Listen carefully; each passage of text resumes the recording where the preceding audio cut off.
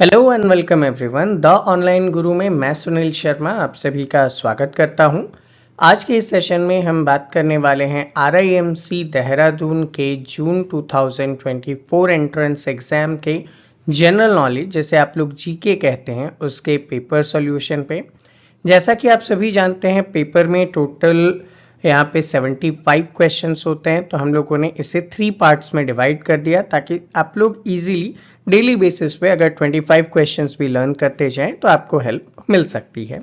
तो आज इसी सीक्वेंस का हम लोग पार्ट नंबर 3 सॉल्व करने जा रहे हैं। ऑलरेडी बाकी के पेपर सॉल्यूशन चैनल पे अवेलेबल है, जैसे आप ऊपर आई बटन पे क्लिक करके भी देख सकते हैं, या फिर चैनल को सब्सक्राइब करके बेल आइकन प्रेस कीजिए ताकि टाइमली आपके लिए जो इंपॉर्टेंट सेशंस अपलोड किए जा रहे हैं उन सभी का आप लाभ ले सकें। So before starting today's session, आप सभी को इन्फॉर्म करना चाहूँगा, हमारे तरफ से Sainik school, military school, RIMC, Gurukul, O group जैसे वेरियस अदर एंट्रेंस एग्जाम के लिए ऑनलाइन क्लासेस अवेलेबल हैं। अगर आप हमारे साथ जुड़कर लाइव क्लासेस के थ्रू प्रिपेयर करना चाहते हैं तो 7737653468 पर आप मुझसे कॉन्टैक्ट कर सकते हैं। सो क्वेश्चन नंबर 51 से स्टार्ट करते हैं। Digestion of food in the human beings begins in which part of the alimentary canal? देखिए, आप सभी को पता है हम लोगों के डाइजेशन में सबसे पहले माउथ से स्टार्ट होता है। माउथ के बाद ईसोफेगस, देन फूड पहुंचता है स्टमक में, then small intestine, large intestine. तो उसी सीक्वेंस में अगर हम बात करें तो सबसे पहले आपके फूड का जो डाइजेशन होता है वो माउथ में स्टार्ट हो जाता है। कैसे? आपके माउथ में एक एंजाइम होता है जिसका नाम होता है सैलिवा।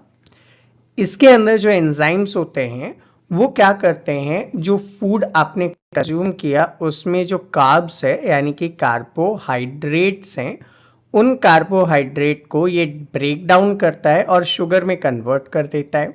इसका एक एग्जाम्पल देता हूं। आप कोई भी फूड पार्टिकल लीजिए और उसको थोड़ी देर तक च्यू करते जाइए, अपने आप आपको वो मीठा लगने लगता है। द रीजन इज कि सलाइवा की वजह से उसमें जो कार्बोहाइड्रेट्स थे वो डाइजेस्ट होने शुरू हो चुके हैं और शुगर में कन्वर्ट हो गए हैं, जिस वजह से आपको ऐसा लगता है। नेक्स्ट क्वेश्चन में पूछा गया है, who is the first chief of army staff from RIMC? आप सभी जानते हैं RIMC देहरादून बहुत ही पाइनियर इंस्टीट्यूट है, हायर लेवल के डिफेंस ऑफिसर्स प्रोड्यूस करता है ये। तो ऐसे में पहले चीफ ऑफ आर्मी स्टाफ जो कि राष्ट्रीय इंडियन मिलिट्री कॉलेज देहरादून से बने थे, उनका नाम था जनरल कोडंडेरा सुब्बैया थिमैया। जनरल कोडंडेरा सुब्बैया थिमैया, यानी कि option number A KS Thimayya आपका यहाँ पे आंसर होगा। Who wrote blue umbrella? देखिए, ये जो बुक है ना, इसको लिखने का काम किया था रस्किन बॉन्ड जी ने, ठीक है। एंड ब्लू अम्ब्रेला जो बुक है यहाँ पे, वो बाद में एक कॉमिक में कन्वर्ट किया गया था अमर चित्र कथा पब्लिकेशंस की तरफ से, तो उसी से रिलेटेड है ये। तो इसके ऑथर याद रखिएगा, Ruskin bond. Who invented the modern refrigerator इन 1755? हम लोग जो आज रेफ्रिजरेटर या फ्रिज जिसे आप कहते हैं उसका यूटिलाइज कर रहे हैं, उसका मॉडर्न प्रोटोटाइप किसने इन्वेंट किया था? तो एक स्कॉटलैंड के प्रोफेसर हैं जिनका नाम है विलियम कुलिन। उन्होंने डिजाइन किया था 1755 में ये मॉडर्न सिस्टम। यहाँ पे उन्होंने क्या किया, एक पंप को यूज किया था ताकि वहां पे एक वैक्यूम सिचुएशन क्रिएट कर सकें, जिसमें वो डाई इथाइल ईथर का यूज करते थे। जब उसे बॉयल किया जाता था तो वो हीट को एब्जॉर्ब कर लेता था अपने सराउंडिंग में से। तो इस मेथड का यूज करते हुए वहां पे जो है वो मॉडर्न फ्रिज को इन्होंने जनरेट किया था। याद रखिएगा, स्कॉटलैंड के हैं, विलियम क्यूलिन इनका नाम है, 1755 में इन्वेंट किया था। Where would you be if you were standing on the Spanish steps? देखिए, स्पेनिश स्टेप्स जो हैं वो कहाँ पे हैं, तो आपका आंसर होगा रोम में है। रोम इटली में है। तो यहाँ पे आप खड़े होंगे, किस जगह पे आप खड़े होंगे? तो प्लेस का नाम है पियाजा डी स्पैग्ना और पियाजा ट्रिनिटा देई मोंटी स्पेनिश वर्ड है, जिसको हम पियाजा डी स्पेगना के रूप में जानते हैं, वो स्पेनिश स्टेप्स के रूप में जाना जाता है। ये यूरोप का वाइडेस्ट स्टेयर केस है, अराउंड 138 स्टेप्स इसमें अवेलेबल हैं, तो इटली याद रख लीजिएगा। How many minutes are there in a full week? ये तो बड़ा कॉम्प्लिकेटेड क्वेश्चन हो गया, मैथ्स डाल दीजिए के में, नो प्रॉब्लम। आपको पता है एक वीक में कितने डेज होते हैं? 7 डेज होते हैं। मल्टीप्लाई करेंगे हम कितने आवर्स होते हैं एक दिन में, तो आपको पता है एक दिन में 24 आवर्स भी होते हैं। ठीक, अब यहाँ पे पर आवर कितने मिनट होते हैं, तो आप बोलेंगे सर पर आवर 60 मिनट्स होते हैं। तो मल्टीप्लाई कर दीजिए और आपका आंसर अपने आप आ जाएगा। तो 0 देन 7 6 42 42 इंटू 24 1008। तो आंसर क्या होगा? ऑप्शन नंबर ए 10080 मिनट्स यहाँ पे अवेलेबल होते हैं। What is the full form of GPT in the chat GPT? आप सभी को पता है चैट जीपीटी के बारे में, ठीक है, इसके ऊपर ऐसे राइटिंग वगैरह भी आ चुका है। तो चैट जीपीटी जो है वो बेसिकली चैट जेनरेटिव, ठीक है, chat generative pre training transformer के रूप में जाना जाता है।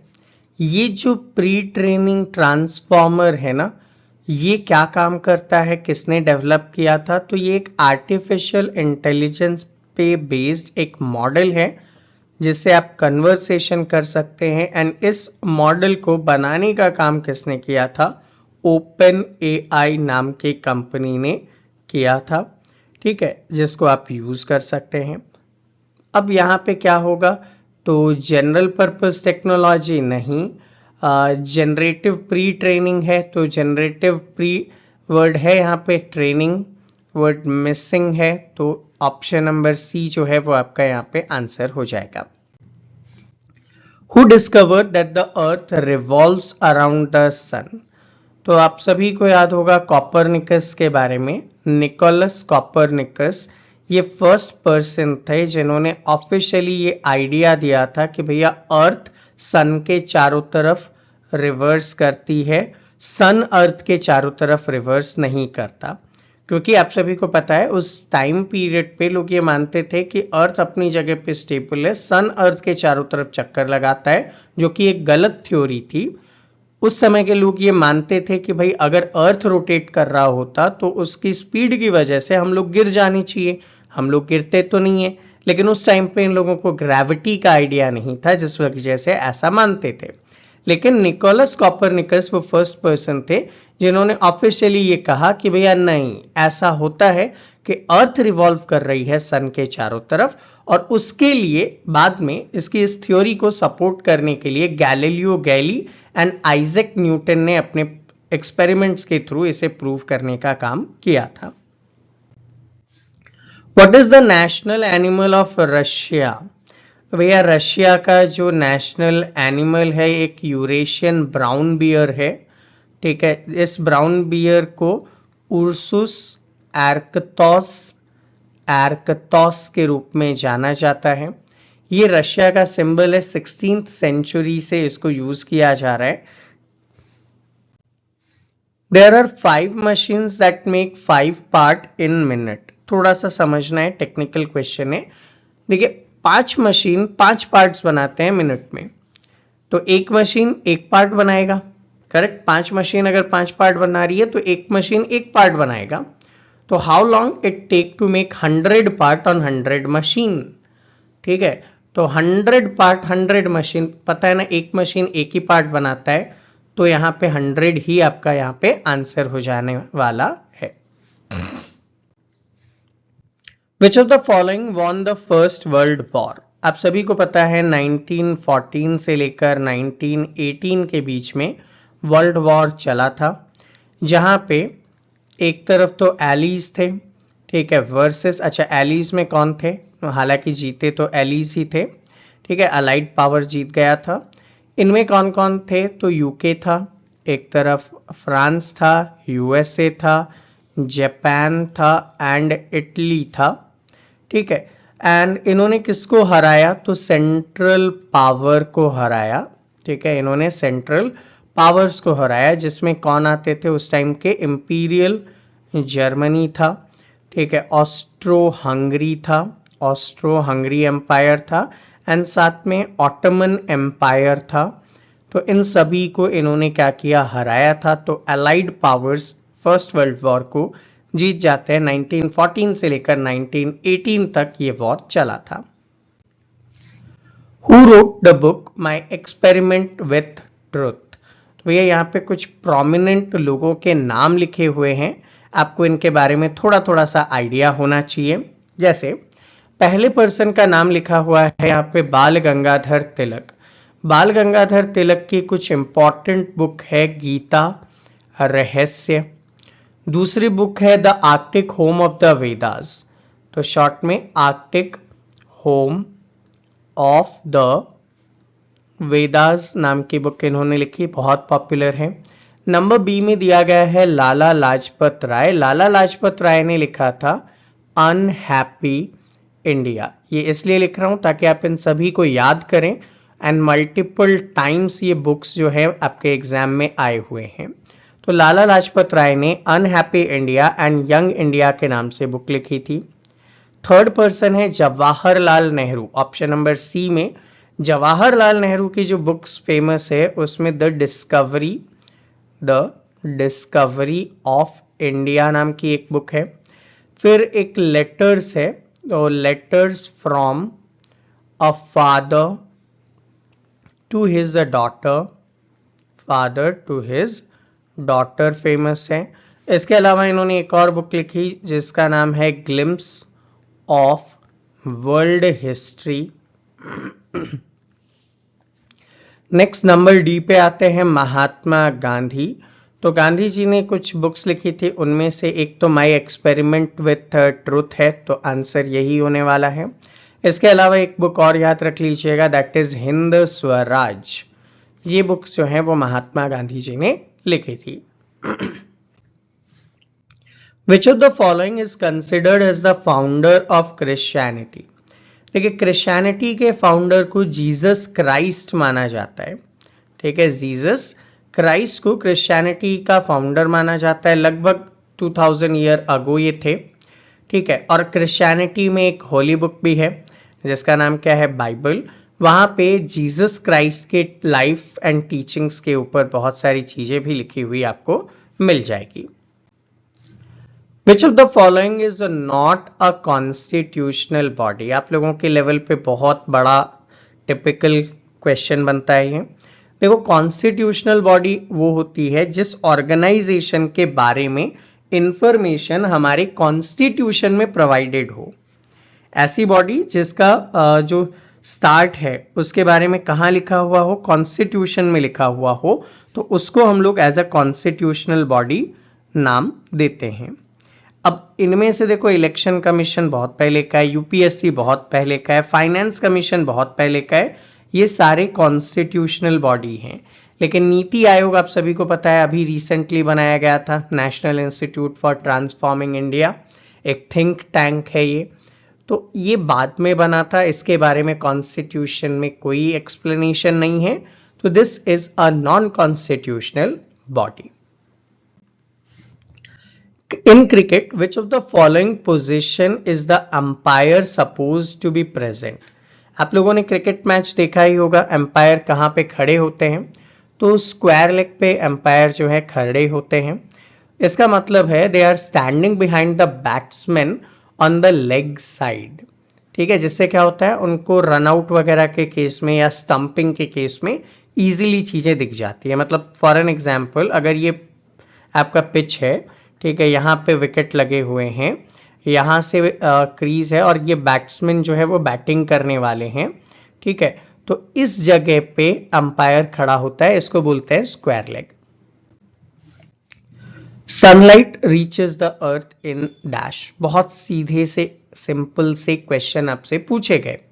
आप सभी को पता है कि speed of light is around 3 lakh kilometre पर सेकेंड एंड ऐसा करते हुए सन से अर्थ तक लाइट आने में 8 मिनट एंड 20 सेकेंड का टाइम लग जाता है। गगन शक्ति एक्सरसाइज प्रीवियस करंट अफेयर्स जो चैनल पे अपलोड किए थे उन्हीं में से आया हुआ question was conducted by Indian air force eight which place. तो इंडियन एयरफोर्स ने राजस्थान के जैसलमेर में जो पोखरन राजस्थान के जैसलमेर में जो पोखरन फील्ड फायरिंग रेंज है वहां पे इस एक्सरसाइज को 10 डेज के लिए अप्रैल 2024 में कंडक्ट किया था। तो इस वजह से ये इंपॉर्टेंट था और ऐसे ही और current affairs and updates channel पे मैं अपलोड कर रहा हूं रेगुलर बेसिस पे। उन सभी को देखने के लिए चैनल को सब्सक्राइब करो, बेल आइकन प्रेस करो ताकि टाइमली आपको नोटिफिकेशन मिल जाए और आप आसानी से उन्हें देख सकें। The World Quantum Day is celebrated every year on। देखो 14th of April के दिन हम लोग वर्ल्ड क्वांटम डे मनाते हैं। क्यों मनाते हैं? क्योंकि एक साइंटिस्ट है जिनका नाम है Planck.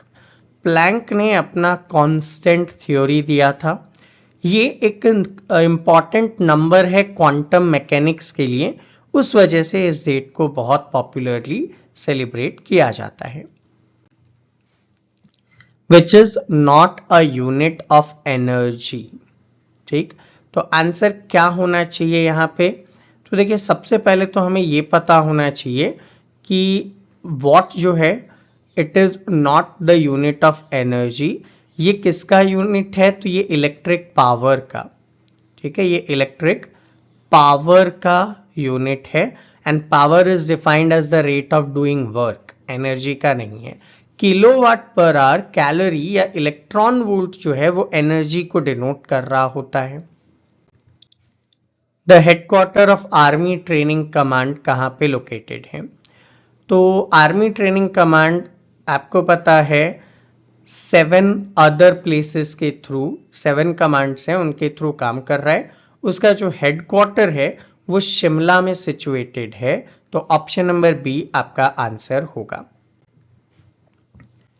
The ore of iron in which magnetism was first discover. तो मैग्नेटिज्म नाम से ही आपको पता चलेगा मैग्नेटाइट। ठीक है, मैग्नेटाइट। अब यहां पे प्रॉब्लम क्या थी कि 2 ऑप्शंस थे जिनकी स्पेलिंग एक जैसी थी, तो आप इनमें से किसी को भी चूज करते तो आपको वहां पे पूरे मार्क्स मिल जाते। एक्चुअल में वो लोग मैग्नीज और मैग्नेटाइट बना रहे होंगे ऑप्शन, बट दोनों ही ऑप्शन वहां पे सेम स्पेलिंग का था, तो आंसर तो मैग्नेटाइट होना चाहिए। ठीक है, मैग्नेटाइट को आप याद रख लीजिएगा। Who will represent India at Miss World 2025 pageant? तो जो अभी प्रेजेंट इंफॉर्मेशन हमारे पास अवेलेबल है, नंदिनी गुप्ता जो हैं ये रिप्रेजेंट करेगी इंडिया को मिस वर्ल्ड 2025 के लिए। एंड रिसेंटली नंदिनी जो हैं इन्हें फेमिना का मिस इंडिया वर्ल्ड 2023 का खिताब जीता था। पखवाज क्या है? तो पखवाज ना एक तरीके का ऐसा बैरल शेप्ड का इंस्ट्रूमेंट होता है जिसको बजाया जाता है। तो क्या है ये? एक 2 साइड का 2 हेडेड ड्रम है ये। तो म्यूजिकल इंस्ट्रूमेंट में आप इसको काउंट कर सकते हैं। ठीक है, इसको साउदर्न इंडिया में मृदंगम भी कहा जाता है। ठीक है, मृदंगम पखवाज एक ही है। इस टाइप का एक इंस्ट्रूमेंट होता है जो दोनों साइड से बजाया जाता है। सीरीज को देखिए, पहला नंबर 2, फिर 6, फिर 18, फिर 54, फिर अगला क्या होगा? दिमाग लगाते हैं थोड़ा सा। 2 से 6 मल्टीप्लाइड बाई 3, 6 से 18 मल्टीप्लाइड बाई 3, 18 3 जा 54, तो अगेन मल्टीप्लाइड बाई 3, 162 हमारा आंसर होगा। हुसरी एंड बिहुना एक डांस फॉर्म है, किस स्टेट से बिलोंग करते हैं? तो देखिए हुसरी एंड बिहुना जो हैं ये बेसिकली असम से बिलोंग करते हैं। असम में ये डांस फॉर्म जो है वो सेलिब्रेट किए जाते हैं। सो स्टूडेंट, ये था हमारा आज का सेशन। आई होप आप सभी के लिए हेल्पफुल रहा हो। ऐसे ही रेगुलर इंफॉर्मेटिव सेशंस देखने के लिए चैनल को सब्सक्राइब कीजिए। वेरियस प्लेटफॉर्म पे आप हमें फॉलो कर सकते हैं ताकि टाइमली आपको इनका नोटिफिकेशन मिल सके। एंड अगर आप हमारे साथ जुड़कर लाइव क्लासेस के थ्रू प्रिपेयर करना चाहते हैं तो RIMC, RMS, सैनिक स्कूल जैसे वेरियस अदर एंट्रेंस एग्जाम्स के लिए लाइव क्लासेस अवेलेबल है। 7737653468 पर आप मुझसे कांटेक्ट कर सकते हैं। तो मिलते हैं आपसे अगले सेशन में, तब तक के लिए जय हिंद।